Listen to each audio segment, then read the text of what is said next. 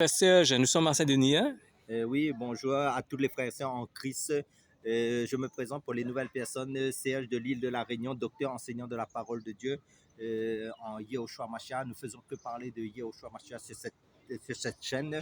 Là, en fin de compte, je vais vous donner une info importante qui concerne le frère Christophe Balaam a créé une autre chaîne, une nouvelle chaîne par rapport au shop qui s'appelle Jésus-Christ sauve encore. Et tous ceux qui sont fidèles sur cette chaîne, en fin de compte, vous pouvez, comment dire, visiter sa chaîne pour continuer dans les shops aussi, pour être encore édifié, bâti et fortifié en Yehoshua Mashiach, notre Seigneur Jésus-Christ. Je vous encourage à demeurer en Christ à travers sa chaîne, à persévérer personnellement dans votre foi commune en Yehoshua Mashiach.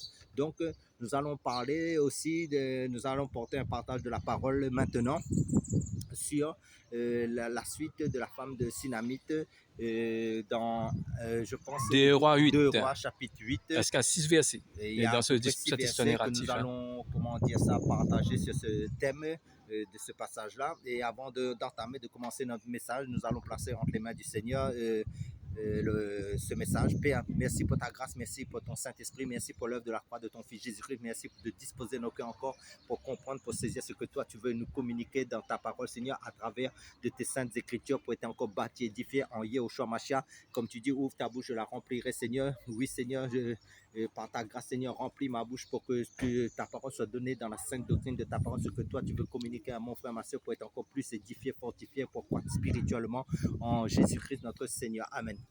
Frère Serge, l'histoire de la tsunamite, hein, c'est la suite. Hein. On voit que Dieu va frapper le royaume d'Israël de la famine. Hein. Amen. On voit qu'Élisée est venu prévenir cette femme de quitter le royaume d'Israël. Hein.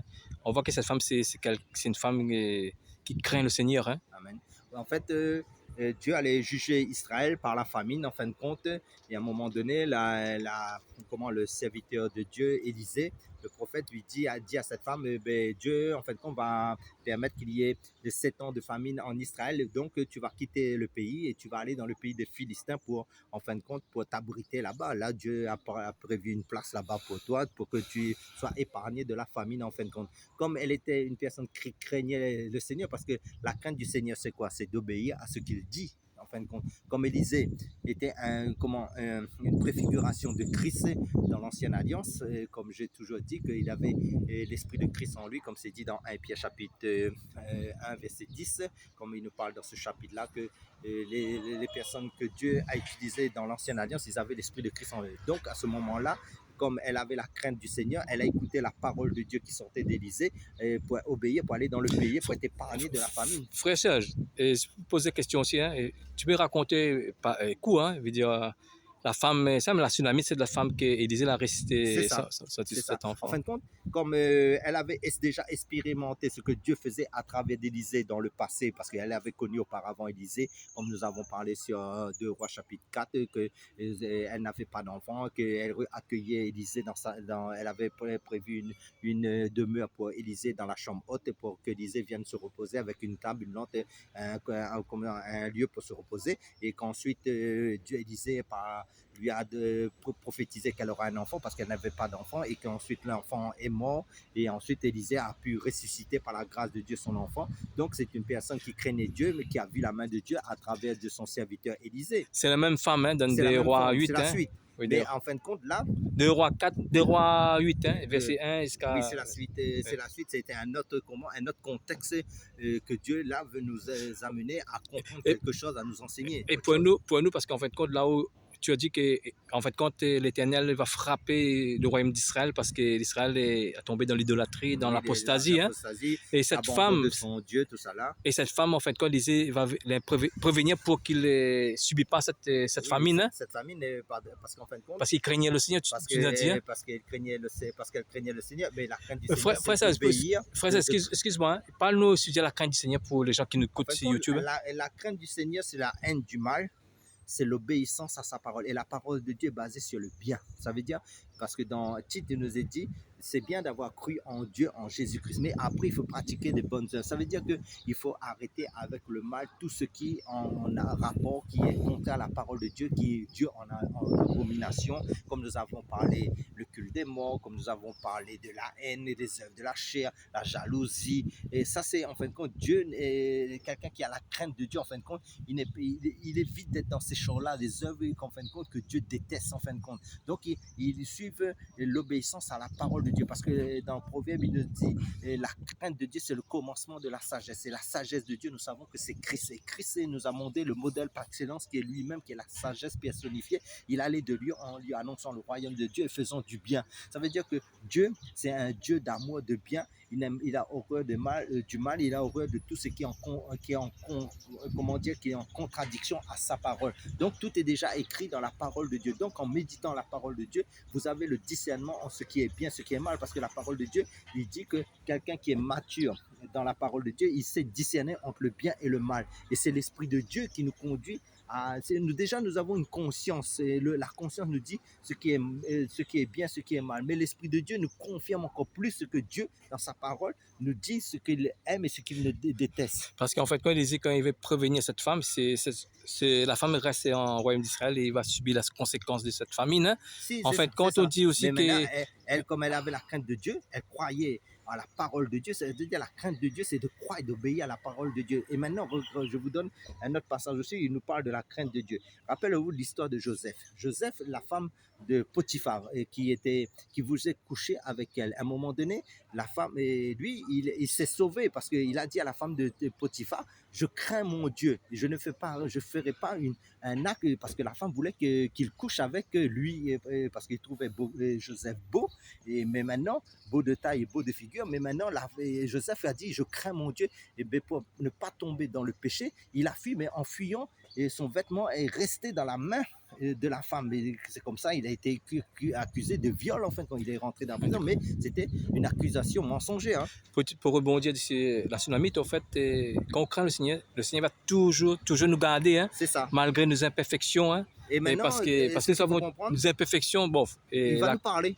Parce qu'en fait, quand les imperfections, c'est la colère, c'est un peu d'orgueil, c'est un peu de tout. Hein. Oui. Mais si on craint le Seigneur, la crainte du Seigneur, c'est si on ne vole pas, on ne ment pas, si nous sommes sérieux, nous sommes intègres. Hein. Dieu va toujours nous garder malgré nos imperfections. Hein. Le Seigneur va toujours nous garder. Hein. Oui. Pour ça, cette femme t'est épargnée par la famine. Hein. Parce qu'en fin de compte, comme elle a été épargnée parce qu'elle avait la crainte du Seigneur, mais maintenant, en quittant Israël, en fait, elle a obéi. C'est le fait de faire l'acte de foi. Elle est partie par la foi parce qu'elle a cru à la parole que Élisée avait dit de la part du Seigneur pour sauver sa vie, en fin de compte, parce que la crainte de Dieu aussi nous amène à nous sauver, comme le Seigneur dit. Et par exemple, nous, ceux qui croient en Jésus-Christ dans notre temps, en fin de compte, pourquoi nous croyons en Jésus-Christ? Parce que personne ne veut aller en enfer. Mais maintenant, le Seigneur nous donne aussi son royaume, nous donne la vie éternelle, parce qu'il dit car Dieu a tant aimé le monde qu'il a donné son Fils unique, afin que quiconque croit en lui ne périsse pas, mais qu'il ait la vie éternelle, ne périsse pas où? En enfer, mais maintenant soit éloigné de Dieu, parce qu'avec Dieu, on a tout. Donc sans Dieu, on n'est rien. On est dans les ténèbres, on est dans le malheur, parce que Dieu c'est notre bonheur, en fin de compte, il sait ce qui est bien pour nous, parce qu'il est la vie. Donc ça veut dire quoi? Ça veut dire que nous, sous le régime de la grâce, en fin de compte, nous acceptons le Seigneur parce que par crainte aussi, parce que personne ne veut mourir, en fin de compte, nous voulons vivre, parce que Dieu nous a créés pour la vie, pas pour la mort, en fin de compte. Donc parce que le Seigneur dit, il nous place le chemin de la vie devant nous et le chemin de la mort choisi, la vie, et la vie c'est Christ, en fin de compte. Frère Serge, pour revenir sur ce récit narratif, en fait, on voit que cette femme, enfin, quand elle est partie immigrer, c'est le Philistin. Le Philistin, c'est aussi l'ennemi d'Israël dans l'époque de David. Hein. Oui.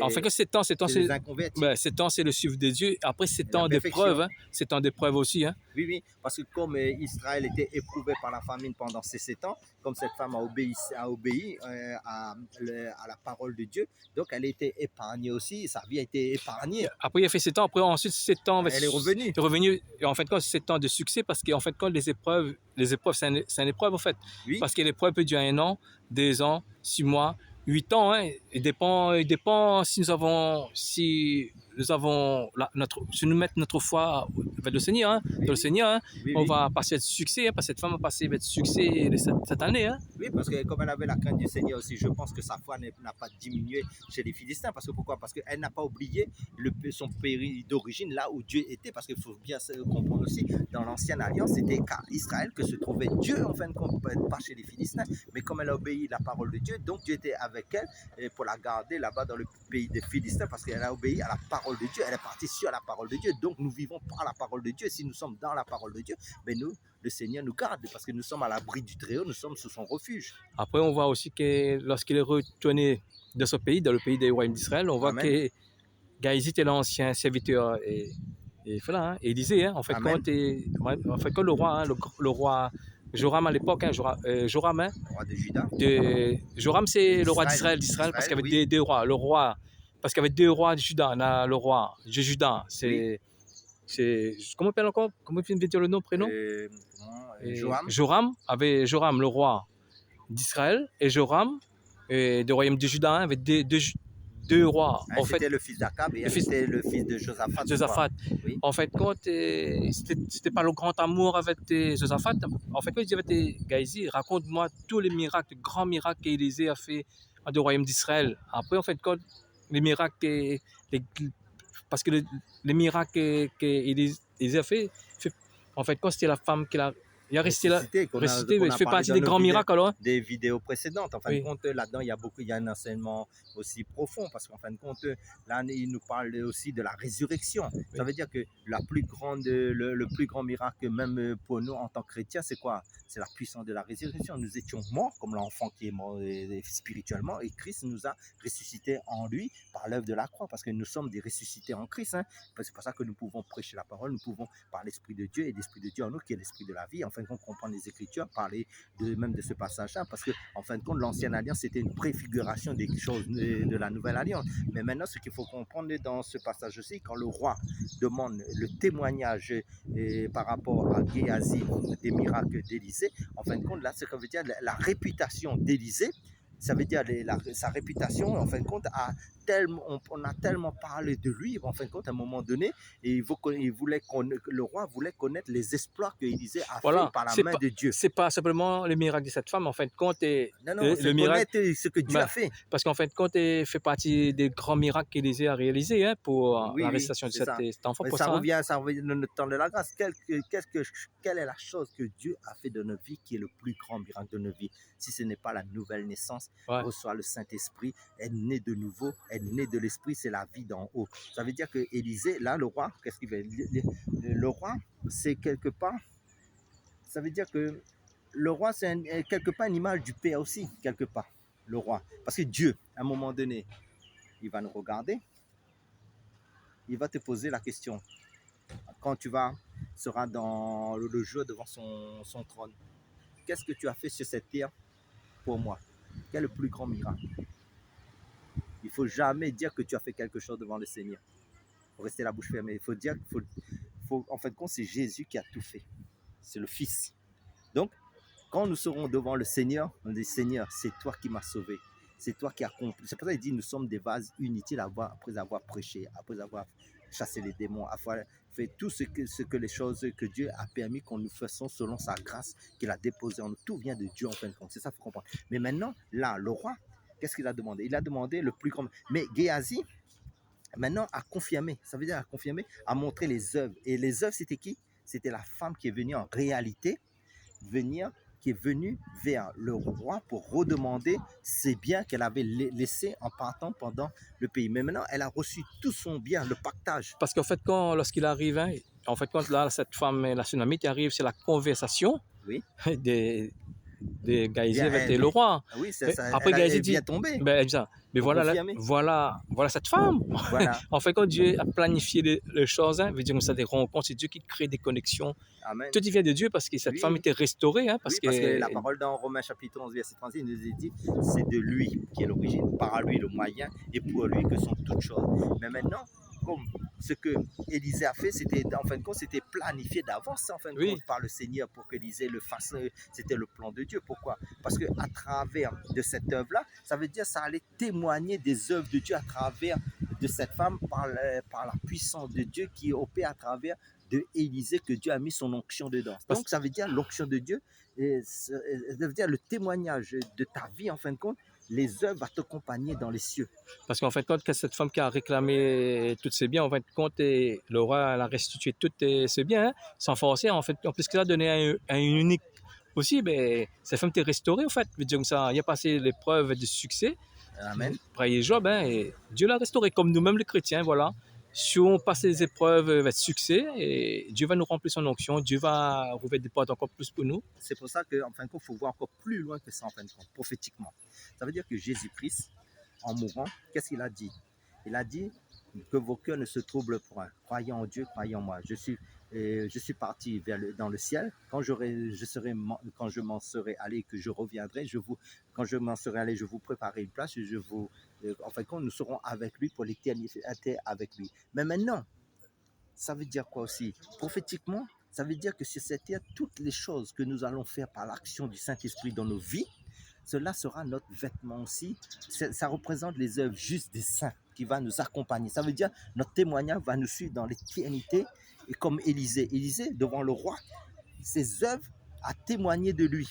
En plus que ça, quand la femme retourne pendant ces temps qu'il retourne, en fait, quand il est venu avec son fils, et elle seule, là on ne parle pas le mari, sûrement le mari des morts. Hein. Oui. Frère, c'est le mot de la fin pour cette histoire narrative. Le mot de la fin, je vous dis qu'en fin de compte, à travers de cet enseignement que nous avons partagé, en fin de compte, quelles que soient les épreuves, parce que cette femme a connu l'épreuve de la famine, elle est partie chez les Philistins, quel que soit le lieu où Dieu vous a assigné, ou si vous habitez dans un quartier dur, ou un quartier où il y a les gens méchants, ou sinon il y a des épreuves dans lesquelles vous trouvez, ne vous inquiétez pas, si vous croyez en Dieu, en fin de compte, Dieu sera toujours avec vous pour, comment dire ça, pour témoigner de vous, en fin de compte, par sa grâce qu'il a mis dans votre vie, en fin de compte. Ça veut dire, à un moment donné, on parlera de toi parce que ton témoignage va beaucoup marquer les gens avec le temps.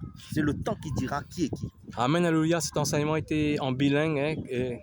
Hein, c'est la Réunion, hein, vidéo langage de la Réunion. Hein. Amen. Soyez bénis tous. Soyez bénis.